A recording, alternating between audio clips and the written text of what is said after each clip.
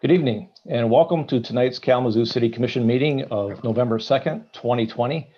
Tonight's meeting is being streamed live on the City of Kalamazoo's Facebook page as well as the City of Kalamazoo's YouTube channel. You can also listen on your phone by calling area code 269-552-6425 and entering meeting ID number 913-2231-7474 when prompted. And you may also leave a 3-minute public comment for tonight's meeting by calling area code 269-226-6573. And with that, I'd like to turn over tonight's meeting to City of Kalamazoo's Mayor David Anderson. Thank you very much, Deputy City Manager Jeff Chamberlain. It's a pleasure to be here. I'd like to welcome everybody to this public meeting of the Kalamazoo City Commission on Monday, November 2nd, 2020. Clerk Borling, will you please call the roll? Thank you, Mayor, and Commissioners, please indicate your location in your response. Commissioner Cunningham. Here in the good old city of Kalamazoo, Michigan. Commissioner Hess. Present right here in Kalamazoo. Commissioner Knott. Here, Kalamazoo. Commissioner Pradle. Present in Kalamazoo. Commissioner Urban. Here in Kalamazoo. Vice Mayor Griffin. Here in Kalamazoo. Mayor Anderson. Here in the great city of Kalamazoo. Thank you one and all. It's nice we're all here in town together, in a manner of speaking, I guess. So for our opening ceremony tonight, we have an invocation. We are blessed to have an invocation from Bishop Daniel S. Cunningham from Greater Faith Ministries. Thank you, and we appreciate you being here, Bishop Cunningham. Thank you, Mayor, Commissioners, and other city leaders here. It is my honor to be here. Thank you so much. As we go before the Lord, Father, we just thank you for the opportunity of this great forum as we come together to be guided by your principle. Father, I pray for your wisdom upon this group, Lord, of leaders to be properly directed in our neighborhood, our community, and this great city of Kalamazoo. Father, I pray that we bridge together our city, our county leaders, Lord, as we make right decisions during these tough times, Lord, based on something that is morally right, biblically sound for our community. I speak equality, I speak equity in this great city, Lord, and that we become a beacon of light for other cities. I pray for your choicest blessings upon each of our commissioners, our city leaders that are here, and on their family. In your son's name, in Jesus' name, amen. Amen. Thank you very much, Bishop Cunningham. I appreciate your words. Thank you. Commissioners, you have before you the agenda for tonight's meeting. Are there any changes commissioners would like to see?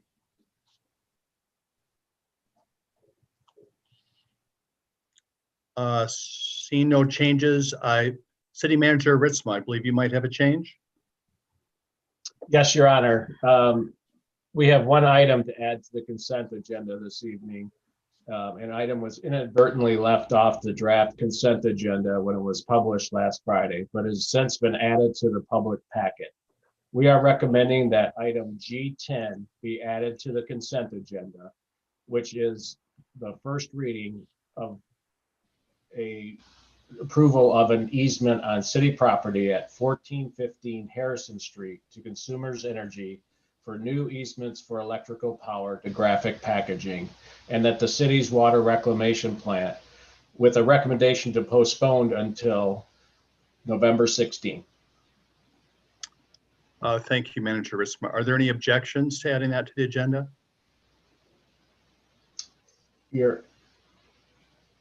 Also, Your Honor, yes. Chief Coakley would like to provide a brief presentation on the COPS grant item on the agenda, which is under, let's see, item 6, G6. Is it okay if he makes that presentation during communications? That sounds great. Okay, thank you.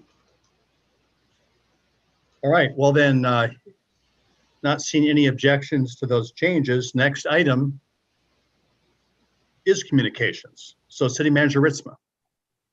Okay, bear with us. We've got several items to communicate this evening. First is the Foundation for Excellence draft budget that has been approved unanimously or recommended by unanimous vote of the FFE board at their October 12 meeting to have the city commission approve the FFE budget.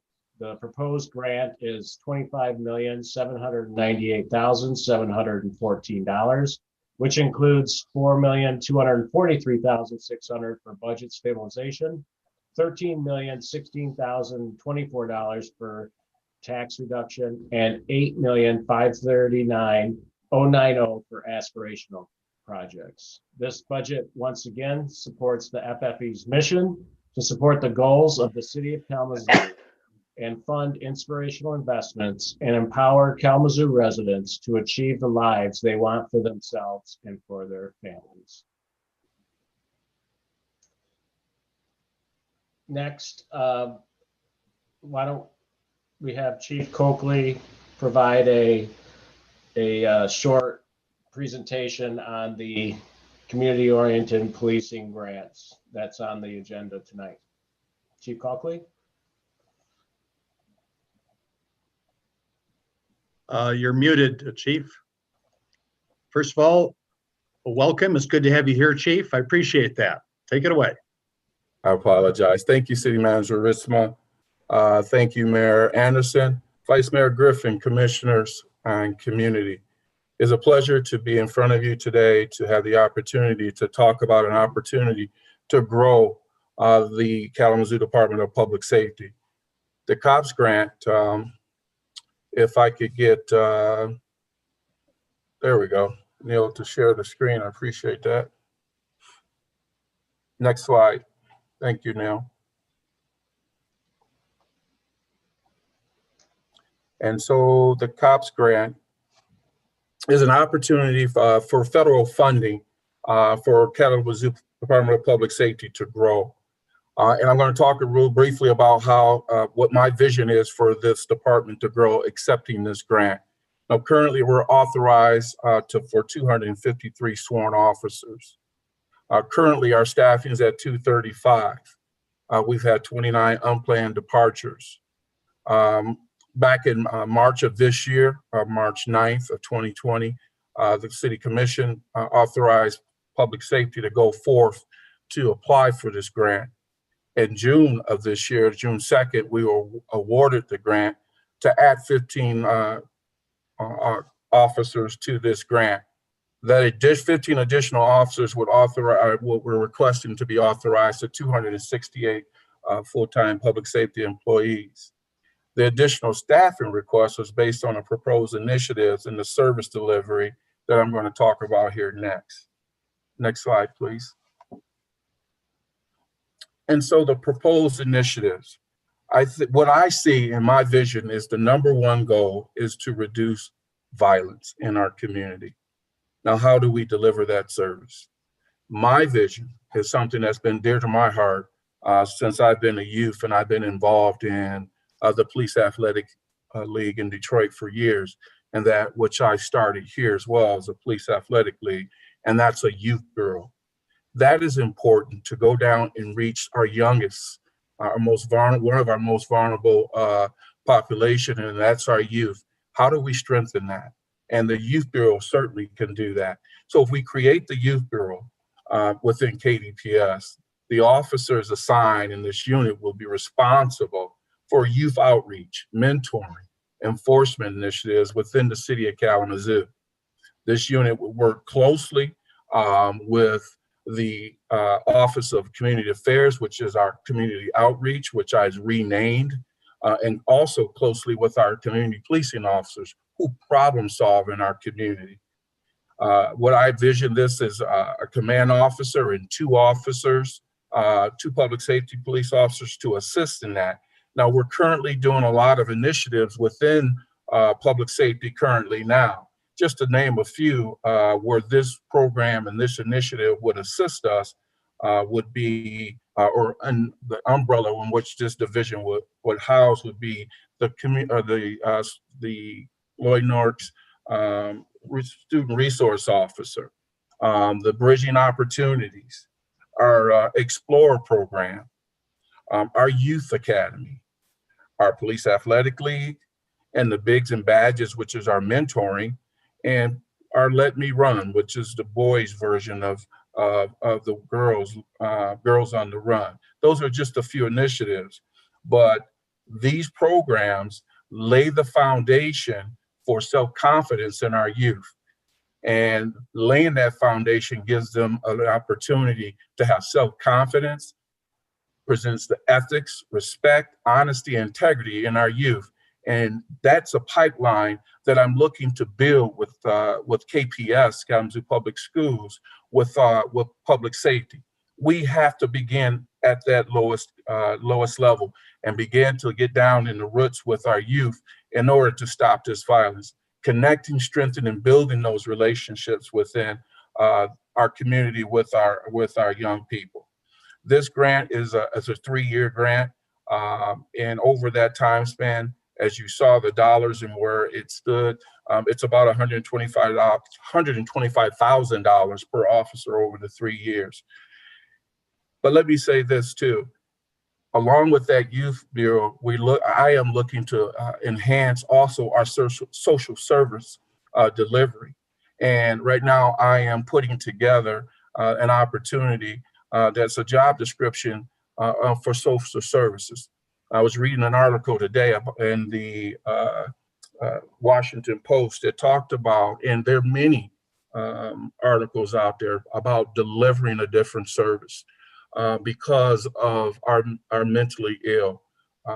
Too many stories are going out in law enforcement in our United States that talk about those that are vulnerable with law enforcement connections or contact and delivering a different service.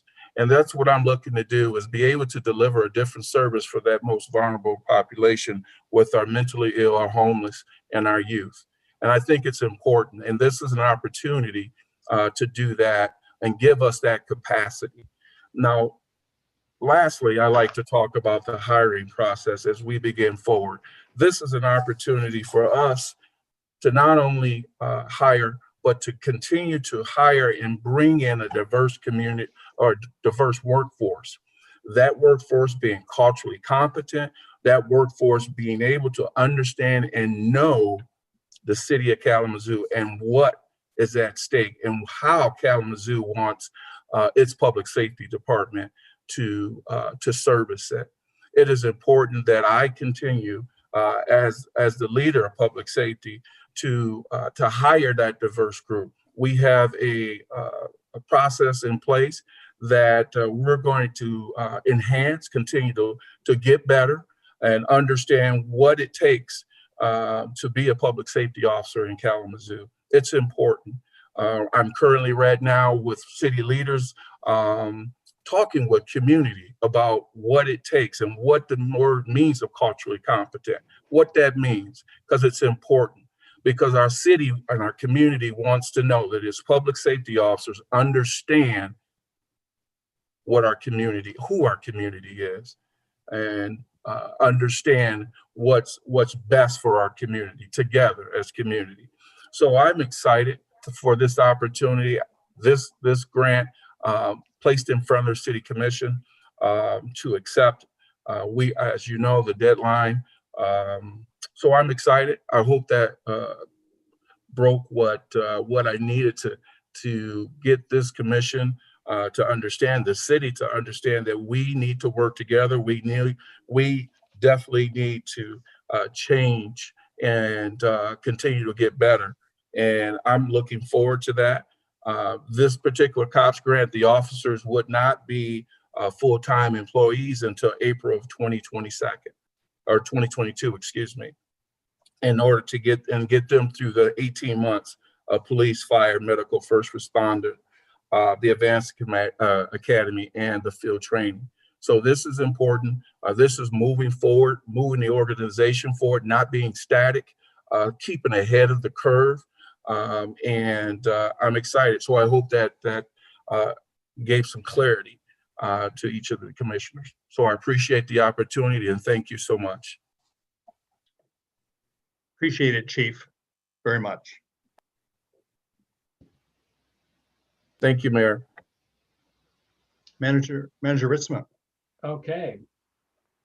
I want to give a couple of updates on public safety. It seems to be public safety night. The first one is an update on, Jeff, you want to share your screen here?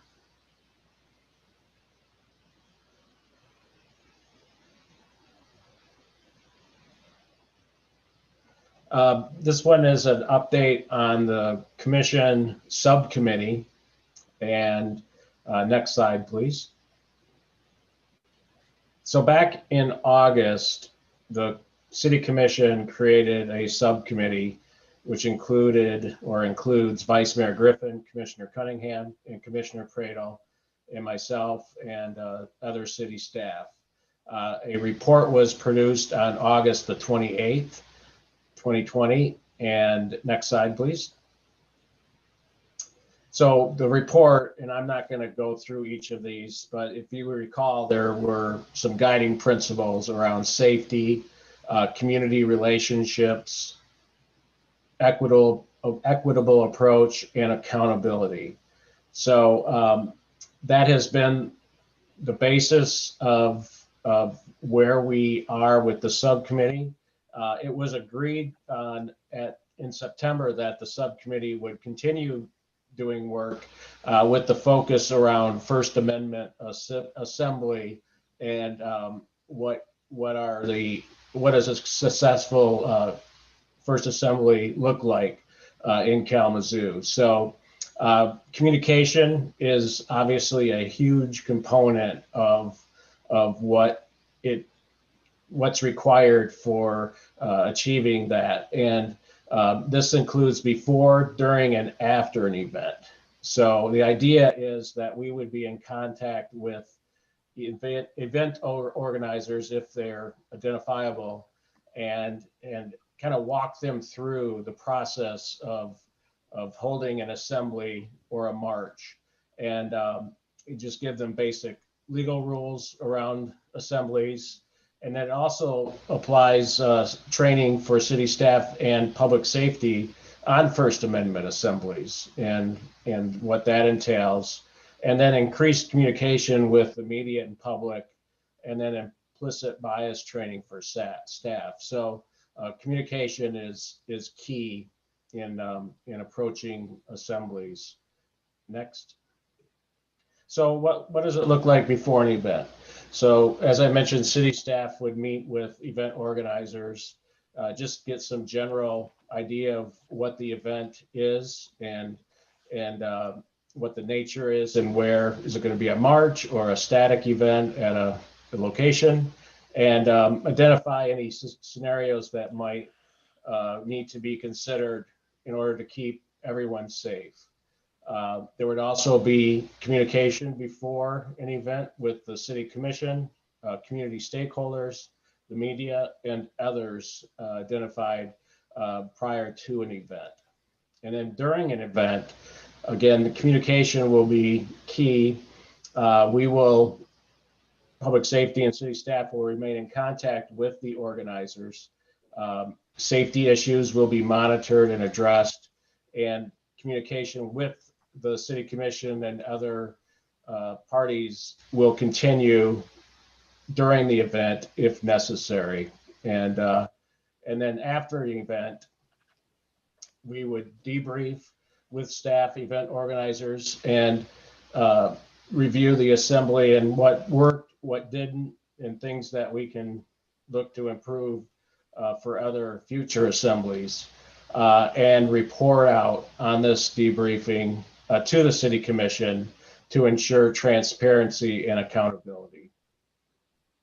So just some key points to consider, and these are actually Imagine Kalamazoo community goals. So there's Obviously, safety is our top priority, keeping everyone safe.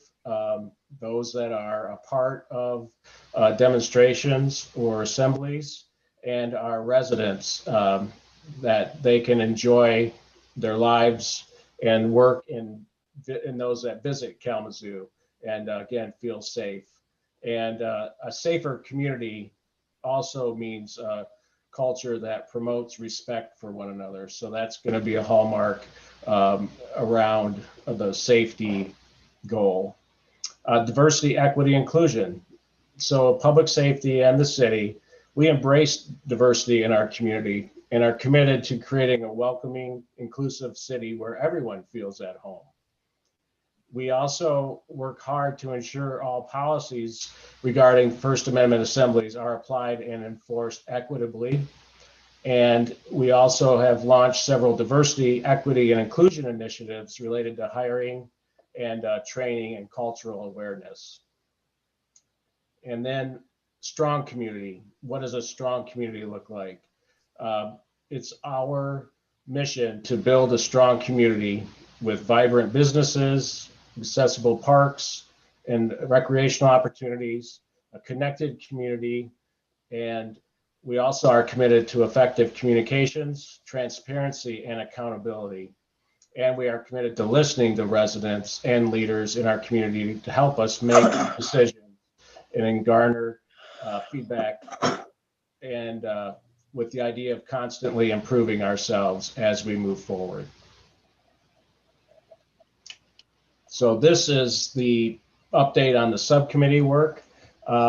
We will be coming back to the commission, the first meeting in December, with more of an official report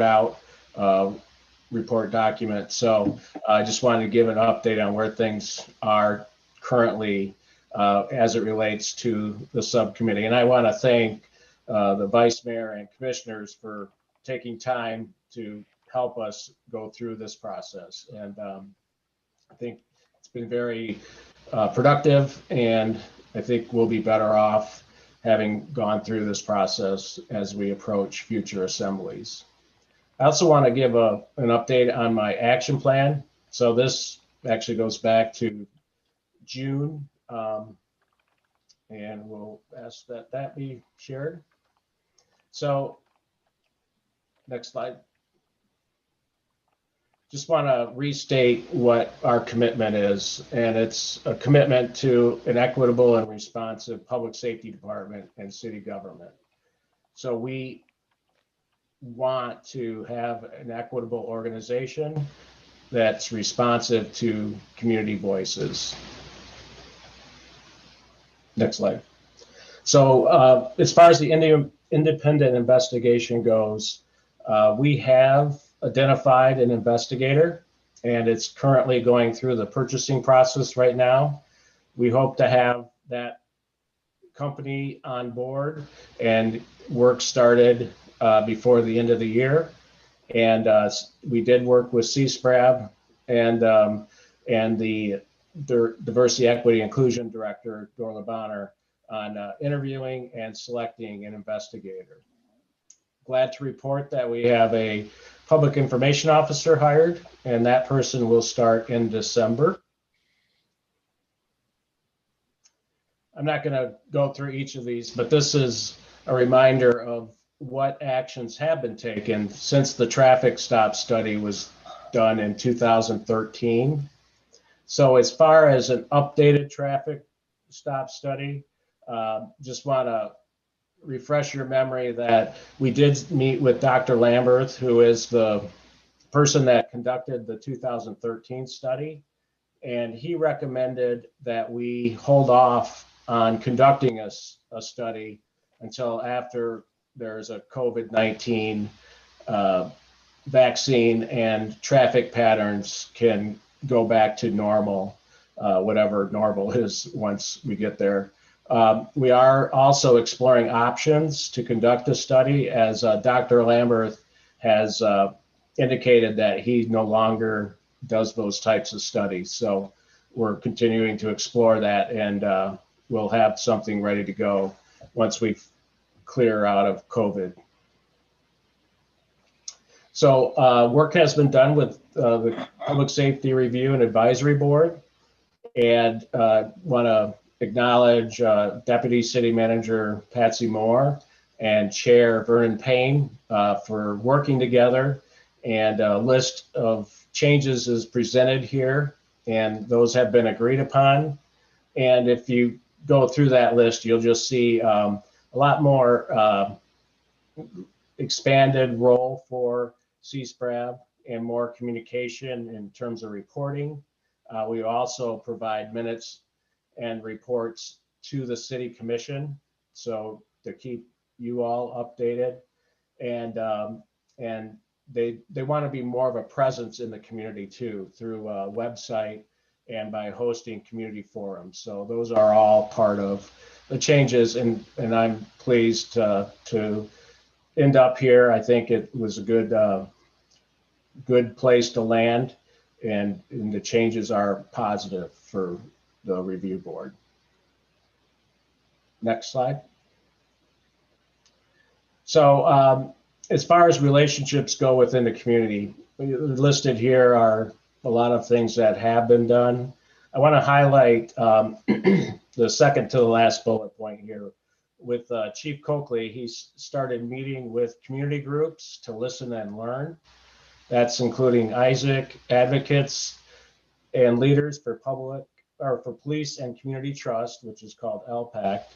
The Northside Ministerial Alliance, Pastors on Patrol, Homeless Outreach Team, Amnesty Day, Light Up the City, Social Services Delivery and Community Collaborator, and Engine Operator Reading Day. So, and I know he has plans to continue to meet with community groups. And again, just get a sense of where the community is at with respect to public safety, and taking that information or that input and really applying what's being suggested to the organization in order to improve where we're at. And the City Commission also held a listening session with what's called SHARE, Society for History and Racial Equity. So that was done last month. And next item. So this applies to the hiring process, and I'm not going to go through this. Chief Coakley spoke about the hiring process and where we're at and where we see us going as far as incorporating cultural competency into the hiring process. We do have that hiring process and criteria, plus the data and methodologies out on our transparency page at www.kalamazooCity.org/transparency. And the skill sets for the new hires were made clear through the accreditation process. So the chief does expect to seek guidance from the community and CSPRAB about the hiring process and recruiting new officers. So we look forward to that partnership there with public safety. And within the next, okay, that's the same one.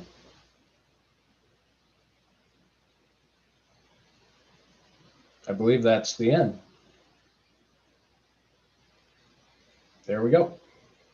So I just wanted to give a brief update and make you aware where things stand with regards to the action plan. Believe it or not, it's been a month now since Chief Coakley's been on board as our chief, and I just really appreciate his energy and thinking behind what public safety can and should look like as far as an organization for our community and keeping it safe. And I look forward to working with the commission and Chief Coakley going forward and making a lot of these changes and improvements. That's it, your mayor. All right. Thank you, City Manager Risma. I appreciate that. Extended report on several topics. Lots of work going on there. And I also just want to take a moment to thank Vice Mayor Griffin, Commissioners Cunningham and Pradel for participating in that subcommittee work. That's very, very important. I appreciate that input. And also particularly Deputy City Manager Moore, who has been working hard with C-SCRAB and with Chair Vernon Payne there in order to help make that board a more involved and effective board. So I appreciate all that work very much. Next on our item on our agenda is under E1. It's public hearings. But now I'd like to open a public hearing to receive comments on an ordinance to amend the text of Chapter 50 zoning code and update the zoning map for downtown and adjacent blocks. Is there a staff presentation on this item? No, I'm happy to answer any questions that the commission has. Thank you very much. Deputy City, should we get into questions now or should we go into public comments? Probably public comment first. Is that okay? All right. So Deputy City Manager Jeff Chamberlain, are there any public comments on this item? Yes, sir, we do. We have a few comments and we'll play those now. Okay. Good evening. My name is Pam O'Connor. I have lived in downtown Kalamazoo for almost 20 years and was a part of the Downtown Form-Based Code Working Group. Planner Anderson has done a good job managing the effort under challenging circumstances and a tight timeline. However, before it is approved, I hope the City Commission will take the time to review and consider the proposed code's unlimited height provision for buildings and lots around Bronson Park. Our Bronson Park district conveys an unrivaled, strong sense of place. That's a huge asset and why a height standard makes sense. As part of this proposal, height standards were developed for all parts of downtown, and limiting the height for this district is the right thing to do. The design review standards we've used downtown take height into account around the park, and the idea of limiting height should not be abandoned as part of this code change. 10 of the 12 existing buildings in this district are 4.5 stories or less, not counting steeples. The other 2 are 6 and 9 stories. This district is an amazing and enduring example of historic civic urban architecture that is unique to Kalamazoo. Through its context of lower height, setback, and landscape, it is a beautiful and valuable asset for all of us, and one that should not be scuttled for density, particularly when density can be achieved elsewhere. The proposed code may meet the Imagine Kalamazoo 2025 goals of a connected city, economic, and inviting public places. However, if tall buildings are permitted, this district's unique form will diminish in its value as a public place. Not limiting height here also works against the IK 2025 environmental responsibility goal by discouraging responsible redevelopment through its failure to preserve and protect historic properties. By allowing tall buildings with greater density, it actually encourages demolition. Thank you for hearing my comments and for the good work all of you do on behalf of our city and its shared assets. My name is Elizabeth, and I am a mother, and I'm concerned. Kalamazoo has an F grade for American Lung Association because of odor and air quality issues. Children in Kalamazoo and other vulnerable populations are being choked by dangerous and dirty air. Science is very clear. Living near or around industry is bad for the health of our children, whose hearts beat faster, breathe more, and whose bodies, lungs, and brains are most affected by hazardous pollution. I'm asking as a mother, please, to think about little developing lungs and make a choice for their health and safety. In the new zoning plan, families want the city to rezone the north side neighborhood away from hazardous industrial areas. We ask the city of Kalamazoo to rezone industrial areas away from residential neighborhoods and not allow future businesses that pollute to operate near and next door to neighborhoods. please choose to improve air quality and address the environmental injustices for families who live with poor air quality and pollution in Kalamazoo. Thank you. Good evening, Commissioners. My name is David Brose, and I am a citizen, and I live in the city of Kalamazoo. I'm talking tonight about height restrictions in the Bronson Park District. First, and most important, Bronson Park holds the last visible trace of ancient civic and spiritual activities by America's First Nations, people who have lived on this land for centuries. Today, on all but the east side, Bronson Park is enveloped by historically significant 3- or 4-story public structures. That history of Kalamazoo's deliberate urban design has always allowed Bronson Park to survive as a small gem in the heart of our city. It's always been open to the skies through a spacious canopy of large trees.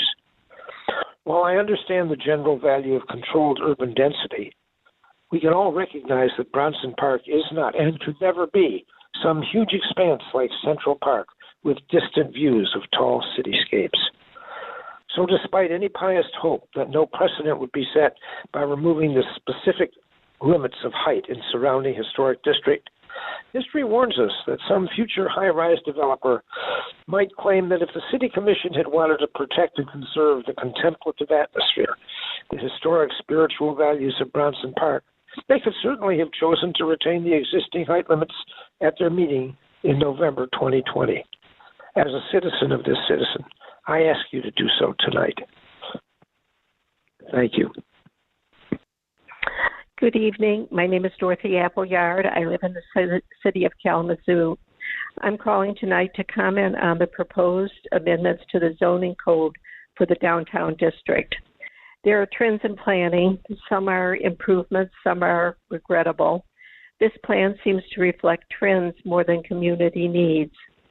My concerns are, one, permitting ground floor residential. Current codes permit residential in upper floors that add desired vibrancy to the downtown without interrupting the transparency that is vital to a shopping district.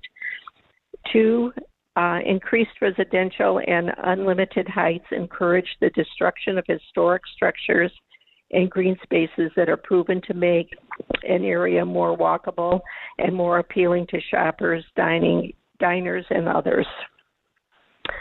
And perhaps the most important to me is number 3, the elephant in the room, aka lack of parking. Kalamazoo's public transit is not adequate to support a thriving shopping entertainment district. Parking solution should be an integral part of any plan for downtown Kalamazoo. No one could have predicted the obstacles created by this pandemic. Excuse me. It has made the community conversation and participation incredibly difficult. I know this has been in the works for more than a year, this planning, but we need to take the time to get it right. And the pandemic, coupled with a pending election, has made that very, very difficult. So I hope you will consider tweaking the plan before approval. It's really important to the community. Thank you for your time. Good evening. My name is Brandy Crawford Johnson, and I am a taxpayer and voter in the city of Kalamazoo. City officials have an obligation and have taken an oath to protect the health, safety, and welfare of citizens living in Kalamazoo.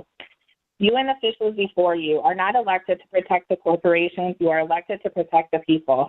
The Planning and Zoning Department and elected officials from this day forward should not allow any city residents to live in a sacrifice zone next to hazardous facilities. It is very selfish, unfair, and unhealthy to allow North Side and East Side residents and businesses to have their health and lives sacrificed for corporations. The residents are tired of living in a sacrifice zone and deserve justice for the violations of their civil and human rights. I recently had to relocate my family after finding out the danger to our health by living so close to graphic packaging and the wastewater treatment plant. Eagle officials recently had a permit hearing for GTI and said our air quality issues were related to zoning and that they had no control over that. Commissioner Ayer not mentioned She spoke up about the toxic gas odors affecting her home and was told to keep quiet.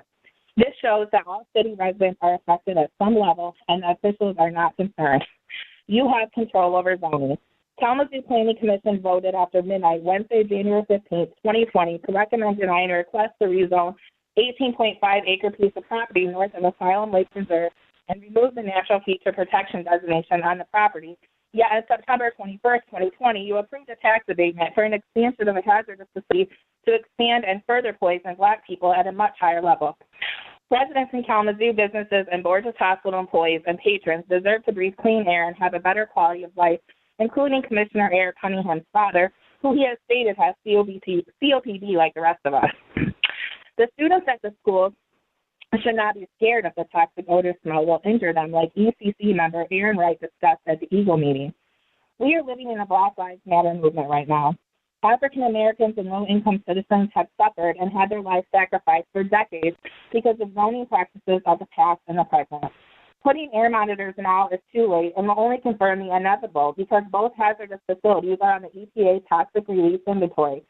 They release highly amounts of toxic gas and chemicals on a daily basis. The original city zoning maps say Negro, alien, and hazardous printed right on them. This was deliberate and racist. If you cannot do your job to protect the citizens from being poisoned, you should step down.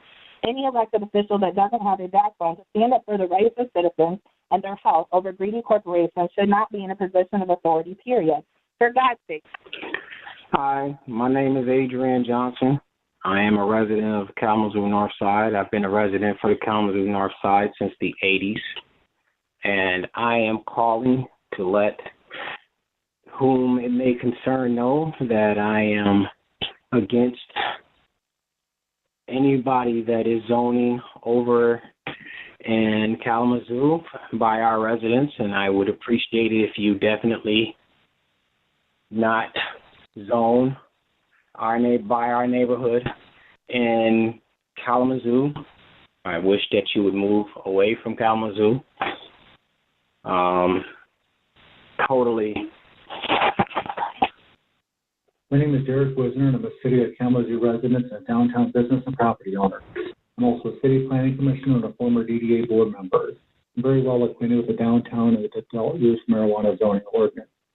I'm calling tonight to request that the Commission remove the words public playground as it pertains to the buffer between cannabis retail and the proposed ordinance before you. We've been at this for quite a while. In 2008, medical marijuana was legalized in the state of Michigan. We had just elected Barack Obama to become the president of the United States. From that time, it took 9 years for the state of the sale of medical marijuana to become legal in Kalamazoo in 2007. After that, we had 3 more years of discussion and input from the community before the city was finally presented with an ordinance this May, drafted by city staff and with the support of the community and the Planning Commission to allow for the legal sale of adult use marijuana. The proposed ordinance included reasonable buffers, not only between each other, but also licensed child care centers, public pools, and youth centers. At the 11th hour, however, the 2 words public playground were added to the ordinance, requiring a 500-foot buffer between public playgrounds and all cannabis retailers. While I would agree that this buffer is reasonable within most of the city, downtown is different and deserves to be looked at differently. Consider this. The Winchell neighborhood is over 13,000 feet wide, and Millwood over 12,000. Winchell and the north side are both roughly 8,000 feet wide. Downtown is much smaller. Walking from Orton Hayes to the 600 Kitchen is 4,000 feet. Not only is it much smaller, it's also much more diverse by design. New architecture that's not yet complete stands next to buildings over 150 years old. We have business shops and movie theaters and climbing gyms and residential housing all in the same block, while offices sit atop boutiques and banks below studio lofts. We strive for busy nightlife on Saturday and full churches on Sunday morning, all in the same district. As you know, because of these differences, the Commission held off on hearing the draft of the downtown ordinance as it pertains to marijuana sales. It was important to complete the work of rezoning the downtown prior to overlaying the marijuana rules. This work is now completed before you as the city recommends allowing marijuana sales in each of the 3 districts. The city code has a very specific definition for playground, however, and based on this, there's 1 playground in all of downtown, and that's at the festival site. It's in extreme disrepair and seems abandoned by the city and community alike. Prior to COVID, the entire site was slated for reimagining, but those efforts have stalled. The 500-foot radius, however, would still hold. Cannabis sales would not be permitted at Kalamazoo Avenue or Michigan Avenue. This would push any development onto the mall. I believe this would be a mistake. The difference in the city as a whole is much more compressed and diverse. Hello, my name is Dr. David Ansel. I'm a professor of internal medicine and chief health equity officer at Rush University Medical Center in Chicago, Illinois. I do not live in Kalamazoo, but I've given a talk there on excess Black death rates and health outcomes. There's a difference in life expectancy in Kalamazoo with regard to Black life expectancy, which is much lower than white life expectancy. And some of this is due to the historic segregation of Kalamazoo and the housing and the environmental racism of housing and other schools and other facilities located from near hazardous facilities. For example, the Graphic Packaging International and the city wastewater treatment plant. Many residents live too close to these facilities, and these are the same neighborhoods that have a decline in life expectancy. I know that there have been hundreds of air complaints and residents who are suffering from respiratory health issues. Rezoning this area where residents live and go to school will help residents get on the path to improved health and quality of life. I can't emphasize this enough. The way that historical injustices like racism work is one way is through the emplacement of communities like Black communities near toxic fumes and outputs from things like businesses or factories, like the packaging plant or the wastewater plant. Rezoning is a way to rectify these health outcomes. Thank you very much. My name is Dr. David Ansel. My phone number is 708-288-1435, and I'm a professor of internal medicine and chief health equity officer at Rush University Medical Center in Chicago. Mr. Mayor, that was the last public comment for the rezoning public hearing. Okay, thank you so much, DCM Chamberlain. I appreciate that. So if there's no more comments, I'd now like to close the public hearing. Commissioners, the recommended action is a motion to adopt the ordinance. Is there a motion? Motion made by Commissioner Urban. Or supported by Commissioner Cunningham. Is there any discussion or questions for Planner Anderson? Commissioner Pradel. Sure. Thank you, Mayor. I was just going to mention that I appreciate the outreach from individuals speaking on behalf of the 3 downtown zoning districts, but also those speaking on behalf of Northside residents and whatnot as well tonight. I wanted to share, I think one thing that we've heard quite a bit from people on from email and calls and whatnot recently is about the height restrictions outside of Bronson Park. And generally speaking, I mean, if you look at the list of outreach activities that have occurred just since June, I mean, everything from work groups to surveys to presentations to hotlines to mapping exercises, list goes on and on. There's been so much that's occurred. And to be honest with you, the first that I've heard from individuals talking about the height restrictions was really last week, right before the last city commission meeting. And, you know, although I think this is very important that we take that into consideration, make sure that we bring that up and make sure that we stick with that and have a conversation about that. You know, I will be voting in favor of the changes tonight, but I also would like to share with the caveat that I think it's important that we still continue to have that conversation, you know, afterwards. You know, I think the points made about Bronson Park, you know, not being Central Park, you know, this is really, I mean, you think of the history that's happened in that park and the history that will continue to happen in that park. Everything from presidential candidates who've come to our city to speak to Abraham Lincoln came here and spoke out against slavery for the first time in his political career here in Kalamazoo in 1856 to, you know, the recent Black Lives Matter movement marches that have occurred in the heart of our city. And that richness can't be neglected, and that history and the history that's to come cannot be neglected. And I think that it's very worth having that conversation to make sure that we are, respecting that history and our future in that park. So my hope would be that we can continue this conversation as a commission and as a planning commission to discuss height restrictions and whatnot, and figure out some way to make sure that we keep that sanctity in that park. So, Commissioner Prado, if I may respond to that quickly. We've started to reach out to some architects to help us do a sun angle study. I would say it's not just Bronson Park. This is probably good information also for Arcadia Festival site. As one of the callers noted, there is a plan.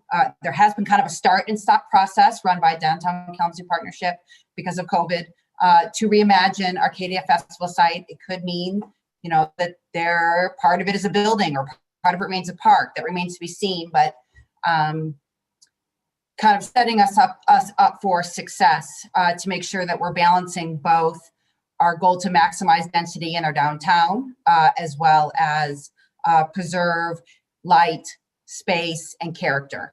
So we have already started to research that work, and believe that with that information, we'll have conversations with the HPC, Historic Preservation Commission, to figure out how to best use that information and set standards that are crafted to Bronson Park and possibly also Arcadia Festival site. And with that, just lifting up the individuals that reached out with concerns about quality of life and air quality on the north side too. Really want to thank those individuals for lifting up those concerns as well. I'm just trying to be respectful of the actual vote tonight on districts 1, 2, and 3 in downtown. But again, I think that's incredibly important that as we have quality of life conversations and environmental impact and climate conversations coming up here in the short term, that those are at the forefront as well. So I just wanted to lift that up as well and thank those individuals for reaching out. Commissioner, thank you, Commissioner Prado. Commissioner Urban. Yes, sir. You just turned yourself off, Commissioner Urban. Yeah, there you go. There you go. Well, I want to pretty much echo what Commissioner Prado said, but in our role as city commissioners, we were asked to consider a lot of things besides historic preservation. Historic preservation is top of mind for many of us, but there are other considerations that impact on that area. Because remember that one of the busiest streets in Kalamazoo, very commercially important, is just 1 block away from Bronson Park. So people who have businesses on or investments along Michigan Avenue have a right to be heard as well. And my experience as a city commissioner has led me to the conclusion that we almost never make everybody happy. And we probably won't in this case, but I can assure the citizens that this matter about height around Bronson Park is not being decided once and for all tonight. We're going to have ongoing conversations about it, and I think the solution that we will evolve will be somewhat more nuanced than the one that was proposed as an alternative this evening. And I think we'll end up at a compromise that will be mutually, basically satisfactory. So have patience, I urge you. That's all. Thanks, Commissioner Urban. Other discussion? Commissioner Cunningham.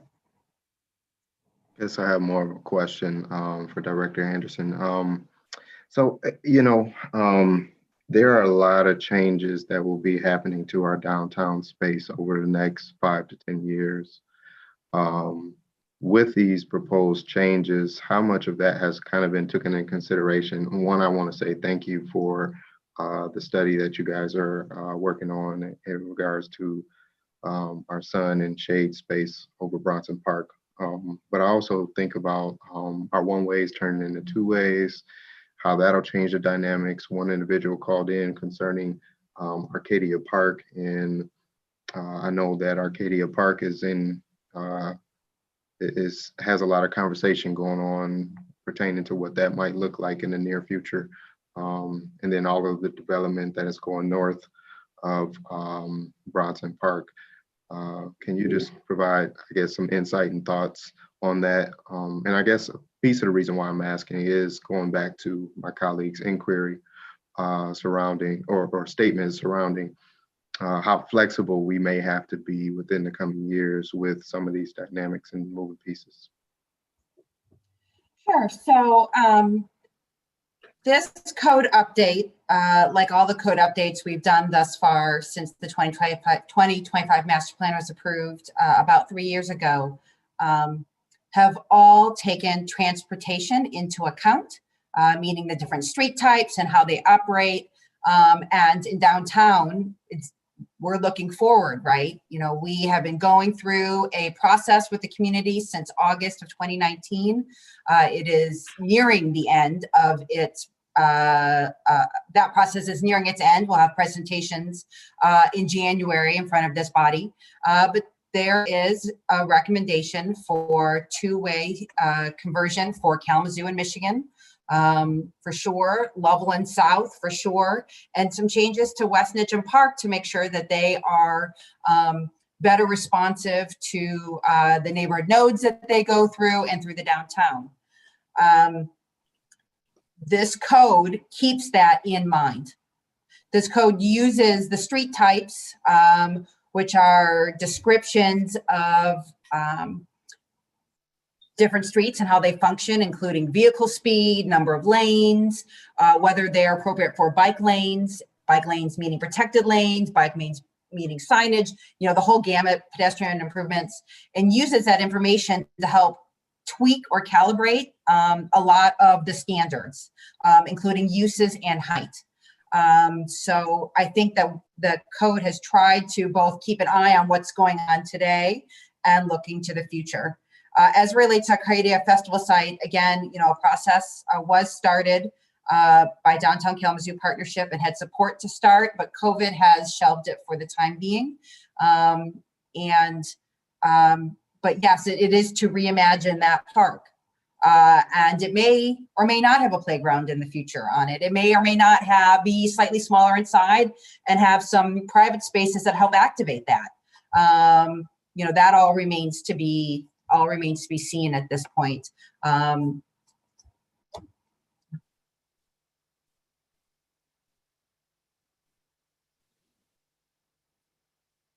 Thank you, Planner Anderson. Any other discussion?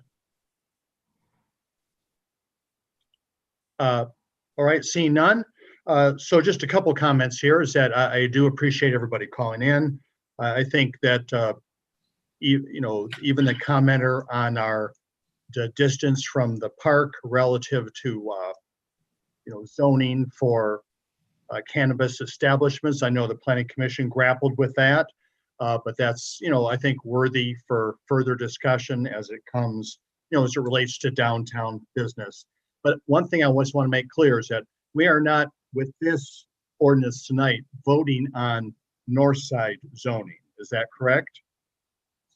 That's correct. This is focused in the downtown only. Right. We started doing some zoning in north side in 2019 or early 2019, late 2018. Around the north side, that match with the Northside Cultural Business District.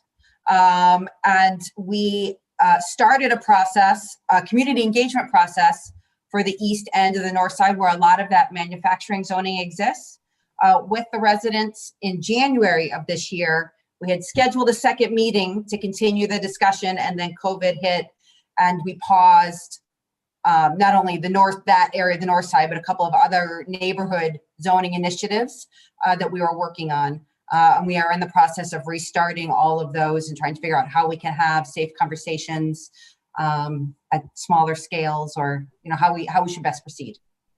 Appreciate that. Just want to make it clear because of the public comments that that is not an part of what we are voting on tonight. Commissioner Cunningham, did you want to say something else?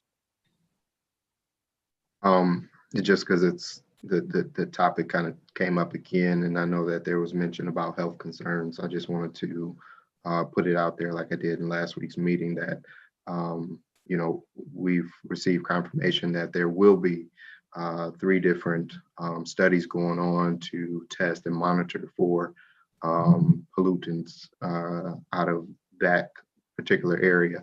And then on top of that, we have received confirmation that they will be, entities will be moving forward with a health studies also to see if there were any residual effects over the years from said pollutants. So just wanted to put that out there for the community at large. I think that's very important to know and understand, although that's separate from what we're about to address right now in zoning, but just for that concern specific, I think it's good to know.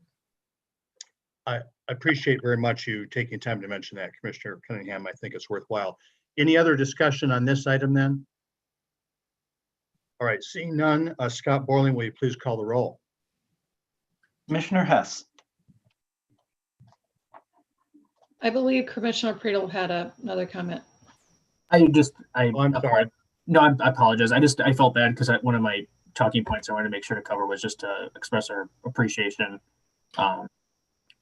City Planner Anderson, you know, just on all the work that you've done this summer and very difficult times to try to do community input and engagement. And I listed off a few of the items that you've done, and I know that it's been very intentional and purposeful to try to find ways to engage with folks throughout COVID. And so thank you for all that you're doing and your team's doing to keep things rolling. Thank you, Commissioner Pradel. Just gonna sit back here, see if I missed anybody. All right. Seeing no further discussion, Clerk Borling. Commissioner Hess. Yes. Commissioner Knott. Yes. Commissioner Pradel. Yes. Commissioner Urban. Yes. Vice Mayor Griffin. Yes. Mayor Anderson. Yes. Commissioner Cunningham. Yes. Thank you, Commissioners. The ordinance is adopted. Now is the time for general public comments. DCM Chamberlain, do we have any general public comments for tonight? Yes, sir. We have one, and we will play that for the commission tonight. Yeah, my name is Steve Tavares. Feliz Dia de los Muertos, by the way. I'm calling, I would like to be able to comment on most of the agenda and take each one individually, but I'll try to sum it up in one. For the board appointments, I find it insulting that an arbitrary person who works within our city government can decide who's fit and who's not. And yes, this is referencing some previous shenanigans with the city manager deciding who and who could not serve based on whatever political leanings or beliefs they have. It's absurd, but it falls into all my overall comment tonight. You know, I've been waiting for a few weeks, watching, listening, reading, and nothing. I see nothing being done about what happened or transpired this past summer and dealing with the past historical racism and bias of the city of Kalamazoo. You know, you put new faces, change the complexion of the people at the top, but what does that do for the sickness underneath? Not much. You know, today in the New York Times, there was a article how police actually have given armed groups a pass. And I think most of you got that in some form or fashion today. I hope you watch that, because that speaks so true for Kalamazoo. Whether through willful ignorance or passive dismissal or just plain indifference, that's what's going on in Kalamazoo. I wonder how many people you are going through in the records of employees at work, especially in Kalamazoo Department of Public Safety, who belong to militant groups or affiliated with them. How about the Constitutional Sheriffs and Peace Officers Association? How about oath keepers that firefighters go to their armed training and firefighting seminars? Do you know that? Do you know the affiliation of some of the people who may be working for the city? And why not? I think it's something that needs to be looked at. I would probably think that most of, like everything else you folks are doing, nothing will get done in that regard until it comes out. And then what? You know, I'm very disappointed. You know, you've yet to address what happened. You're waiting for an independent review to get done? How about doing your own? How about searching yourselves and see where each one of you and ask the questions, are you living up to ending systemic racism? Mr. Mayor, that was the last public comment. Thank you, Deputy City Manager Chamberlain. So next on our agenda is the consent agenda.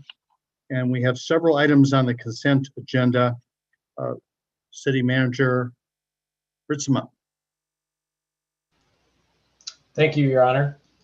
Yes, we have 8 items for approval, and then items 9 and 10 are being postponed until November 16th. First is the authorization for the city manager to sign an authorization for a change in the standard street lighting contract with Consumers Energy. Next is the adoption of a resolution approving an interlocal agreement with Kalamazoo County to approve Aaron Powers as the designated assessor for the period January 1, 2021 through December 31st, 2025. Next is the adoption of a resolution setting a public hearing for December 7, 2020 regarding an amendment to the Kalamazoo Downtown Economic Growth Authority Development and Tax Increment Financing Plan. Next is the adoption of a resolution vacating Scudder Court between Frank and Parsons Street. Next is the authorization for the Kalamazoo Department of Public Safety to participate in the current planning process to update Kalamazoo County's hazard mitigation plan. Next is the acceptance of the 2020 Community-Oriented Policing Services, otherwise known as COPS, hiring program award from the U.S. Department of Justice in the amount of $1,875,000. Next is the approval of the appointment of Chief Vernon Coakley and the reappointment of City Manager James Ritzema to the Kalamazoo County Consolidated Dispatch Authority Governing Board of Directors, with Public Safety Assistant Chief Matthew Huber and Deputy City Manager Jeff Chamberlain as alternates, and approval of the appointment of Public Safety Assistant Chief Matthew Huber to the Kalamazoo County Consolidated Dispatch Technical Advisory Committee, with Captain Christopher Franks as an alternate. These appointments will expire on November 8, 2021. Next is the approval of the following appointments to the Civil Rights Board. The appointment of Deshaun Houston for a 3-year term expiring on March 31, 2024. The appointment of Dr. Angie Graham Williams for a 3-year term expiring on March 31, 2024. The appointment of Jessica Glenn for a 3-year term expiring on March 31, 2024. The appointment of Marissa Harrington for a 2-year term expiring on March 31, 2023.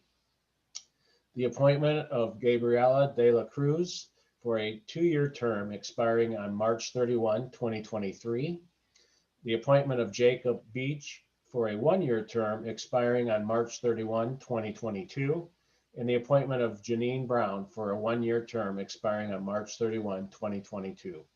Next is the approval of the sale of city-owned lot at 1015 Albert Avenue to Kalamazoo Neighborhood Housing Services for $500.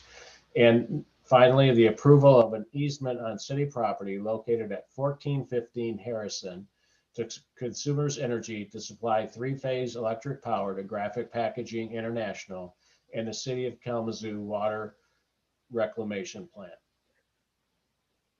Thank you, Manager Ritzma. Commissioners, the requested action is to approve items 1 through 8, postpone items 9 and 10 until November 16th, and authorize the city manager to sign all documents on behalf of the city. Is there a motion? So moved. Moved by Commissioner Hess, Second. supported by Commissioner Knott. Thank you so much. Clerk Borling, please call the roll. Commissioner Knott, Yes. Commissioner Pradle, Yes. Commissioner Urban, Yes. Vice Mayor Griffin,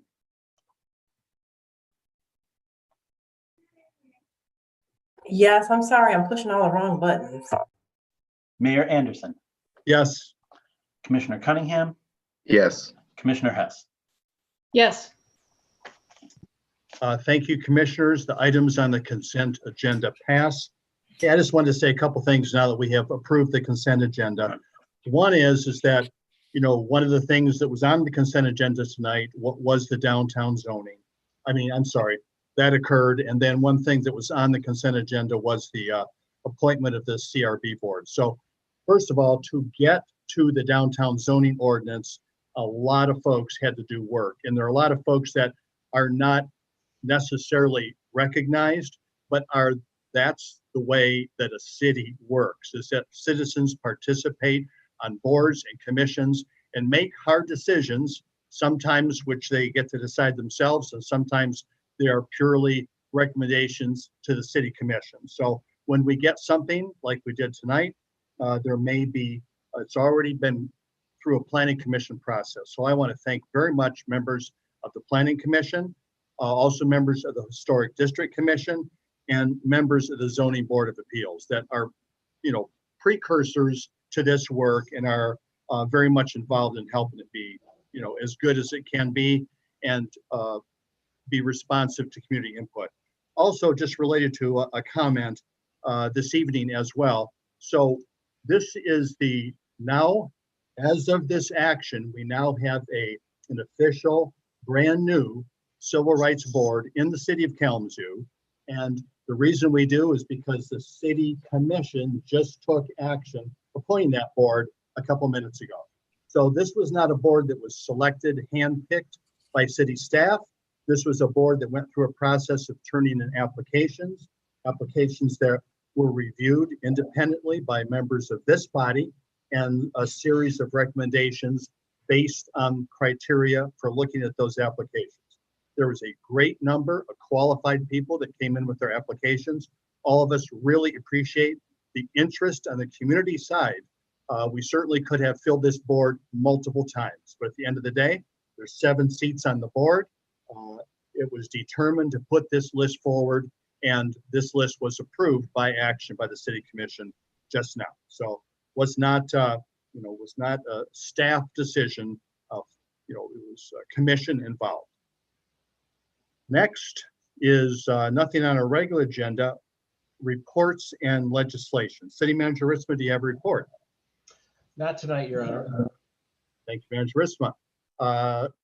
Attorney Robinson, a report tonight? No, Your Honor. Thank you. Clerk Borling. Well, tomorrow is election day, so I would highly encourage everyone to vote if you haven't already. We've had quite a few people turn in absentee ballots, around 19,000 at this point. So that is encouraging to see. But the polls open at 7 a.m. tomorrow. Get out and vote. If you have an absentee ballot, you can still return it and get that in by 8 o'clock tomorrow night, and we'll count it. Thank you, Clerk Borling. We'll try not to keep you up too late tonight. I know you got a big day tomorrow. Commissioner Pradle. Yeah, just had a couple questions for you. Can you just confirm, a few people have asked the question, if they want to confirm whether you've received their ballot so far, how would they go about confirming that? And if for some reason you haven't received it as of tonight, what should be their game plan for tomorrow as a voter?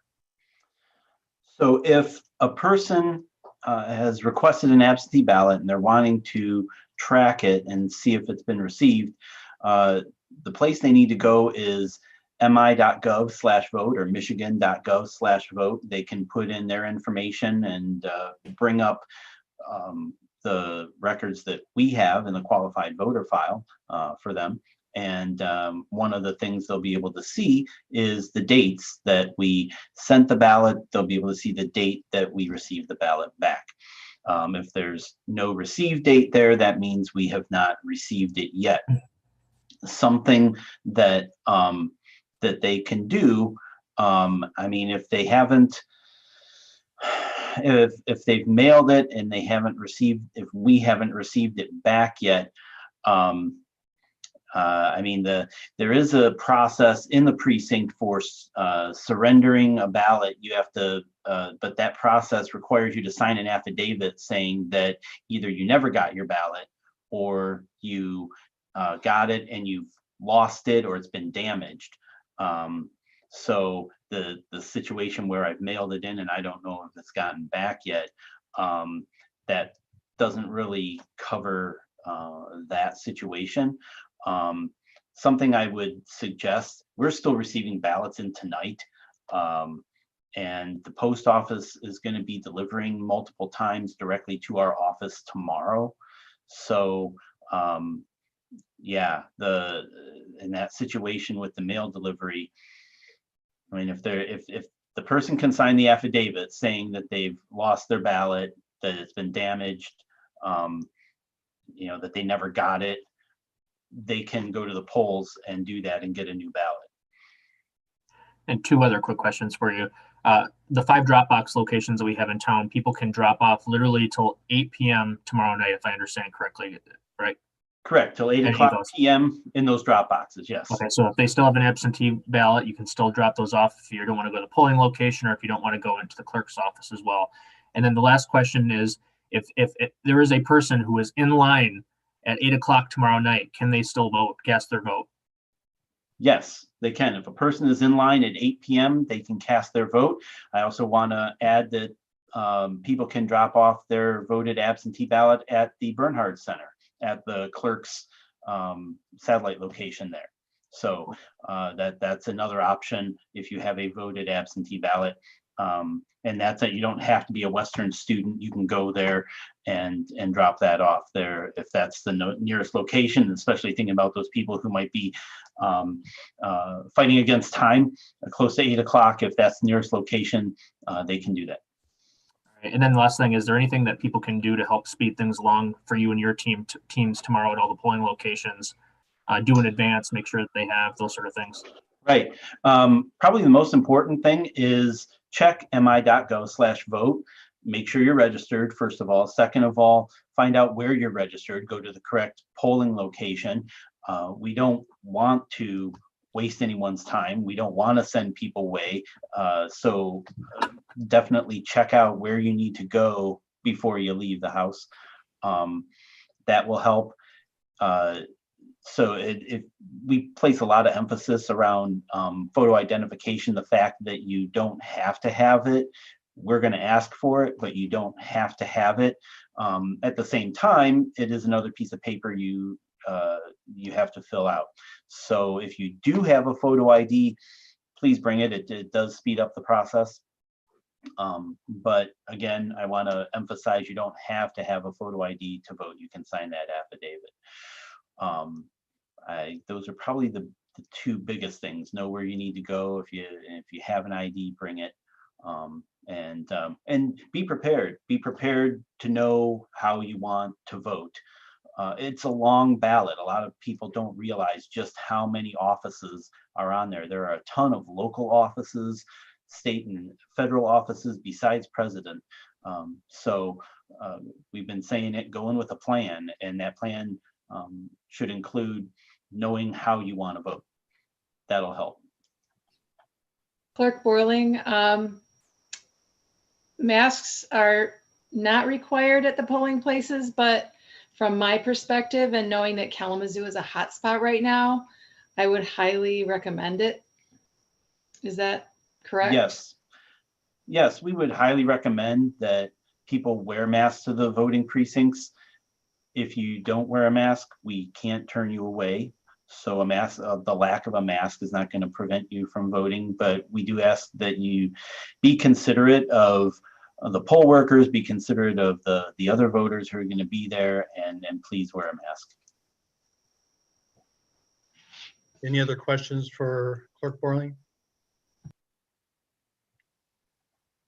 Thank you, Clerk Borling. Appreciate the questions. Good questions.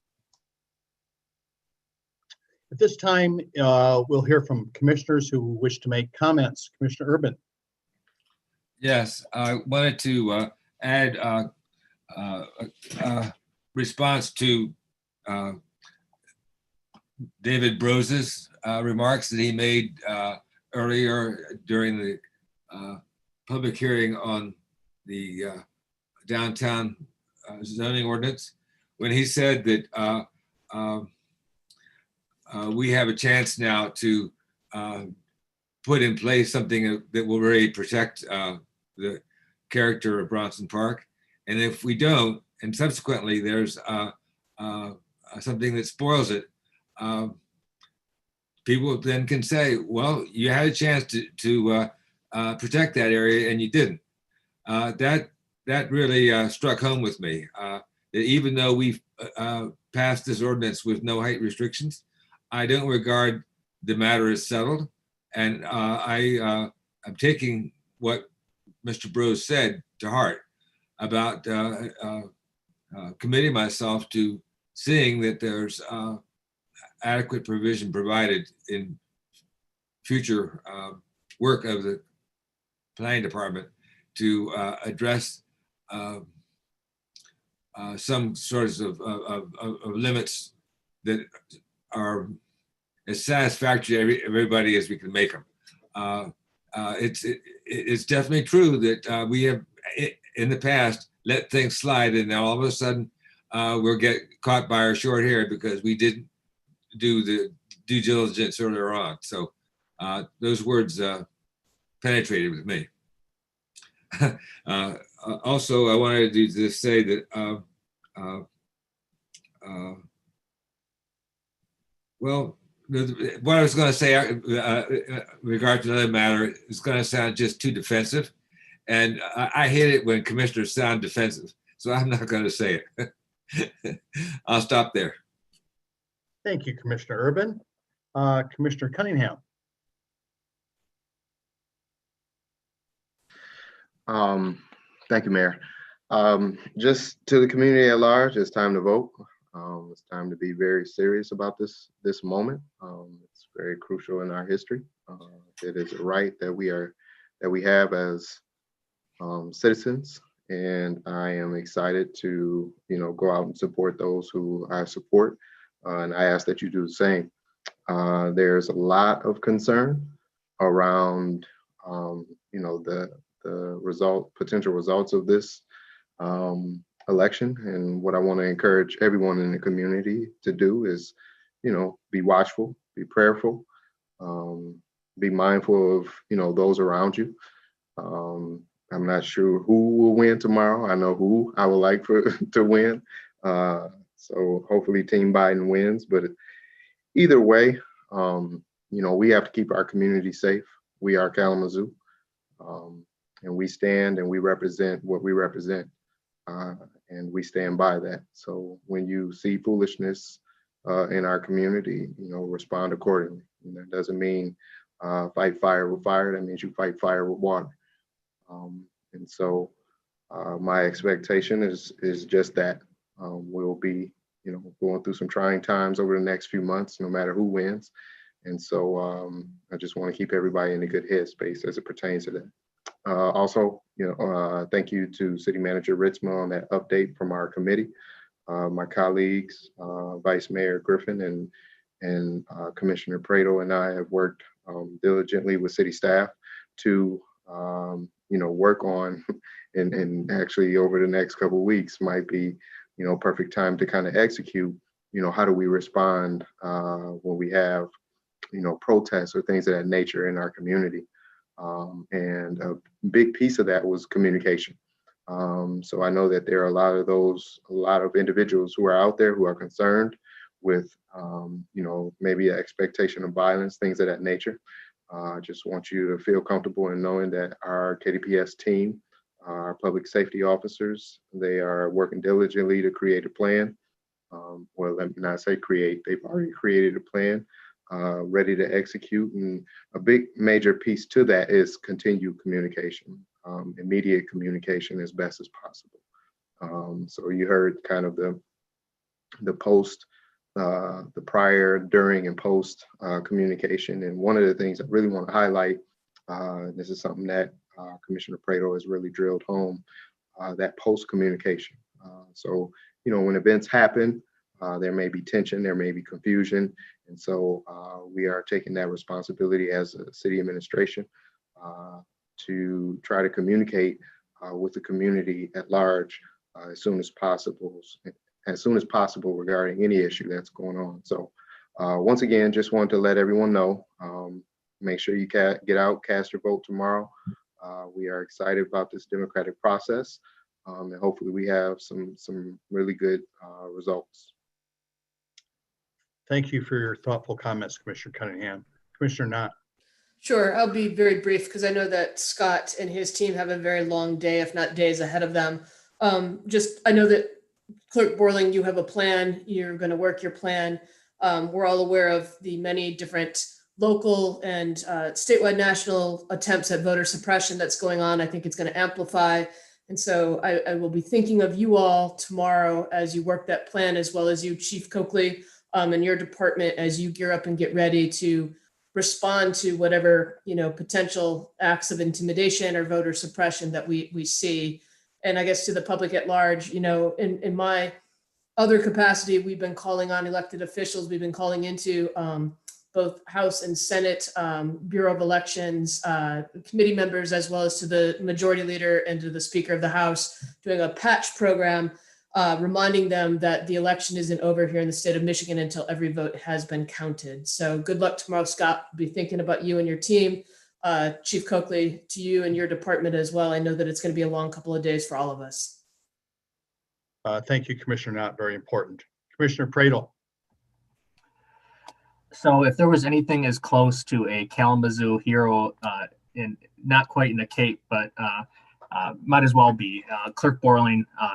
Thank you, Deputy Clerk Moss, Election Specialist Lisa McNeese. I mean, holy smokes. I mean, what a year. I mean, to be a city clerk in a city our size and navigating all this. And I mean, if I could give you a grade in terms of how you guys have responded, and granted, I mean, we have a little bit of the unknown of what happens tomorrow, but leading up to this moment, I mean, you guys deserve as close to an A+ as any clerk's office could possibly ask for.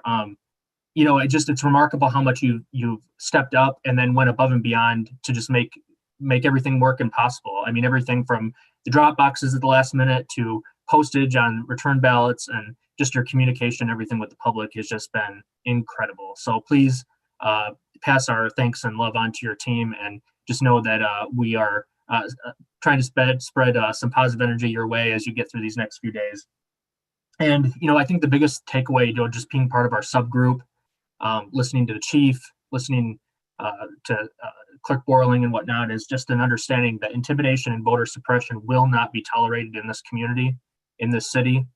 When people vote tomorrow, they need to have absolute assurance in the fact that that will not be tolerated in any form, shape, or manner. And if you feel like you've been intimidated or if you've been some form of voter suppression, please let one of the polling location staff members know as soon as possible so that can be dealt with swiftly tomorrow. And with that, I just wanted to, you know, thank all of you for stepping up in the different ways as commissioners, and applaud everybody who stepped up this year to walk and knock on doors and, you know, run for office. This is not for the weak at heart, and this has been a year like no other. And for everybody who's done those things and whatever way you've done it, thank you. And let's hope that tomorrow turns out great. So thanks, everyone. Thank you, Commissioner Pradle. Commissioner Hess. I resonate with everyone's comments. In addition, it is November and the month for gratitude. And so as I was sitting doing my work, preparing for the meeting today, they're cleaning the leaves up on my street, right? If we live in the city, they clean the leaves up off your street. And for that, I am grateful. I wanted to run out and like knock on the window of the truck and say thank you. That I'm just grateful that we live in a city that is functional. We live in a city that is generous, as we heard with the Foundation for Excellence draft budget. I don't know if that just went over people's heads, but the amazing amount of generosity in this community blows me away. We live in an educational community. We live in a community that provides clean and healthy streets, and clean and healthy water, and just keeps us safe. And again, thank you, Chief Coakley, for your commitment to that. Gratitude goes out to all the administrators, staff, and volunteers that work for the city tirelessly on behalf of all the people of Kalamazoo, and the people that work behind the scenes, like like Planner Anderson and her staff, like all of the folks in the departments that keep our lights on and keep the water going and keep the streets clean. So thank you, thank you, thank you. And especially Clerk Borling, thank you so much for the work that you're doing. And let's all get out and vote. Thank you. Thank you, Commissioner Hess. I appreciate that. Vice Mayor Griffin. Thank you.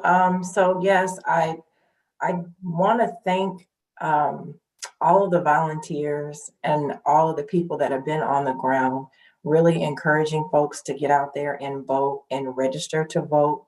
I think Clerk Borling lifted up the last commission meeting, and those numbers have probably grown since then. That since August, there's over 1,300 more people registered to vote. That's huge.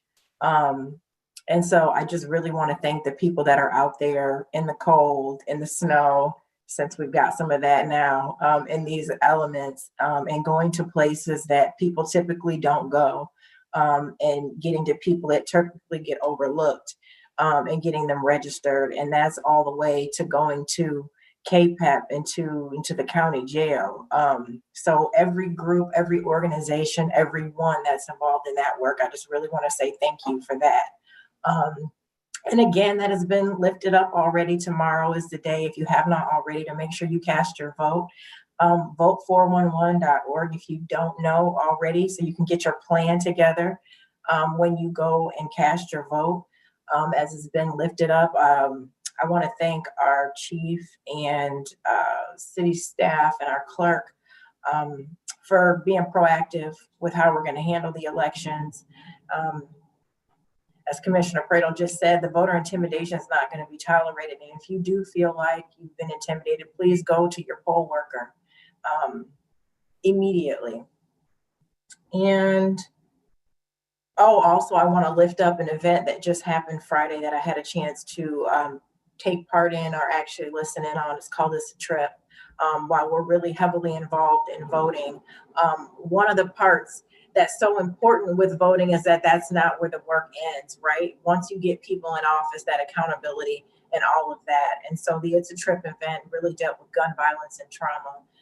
And even though we haven't had any shootings in the last day or two, it's still very real. So I wanted to lift that up, and everyone who had a part in that event. Yeah, and everyone take care over the next couple days. Thank you. Thank you very much, Vice Mayor Griffin. Mayor, can I ask a question?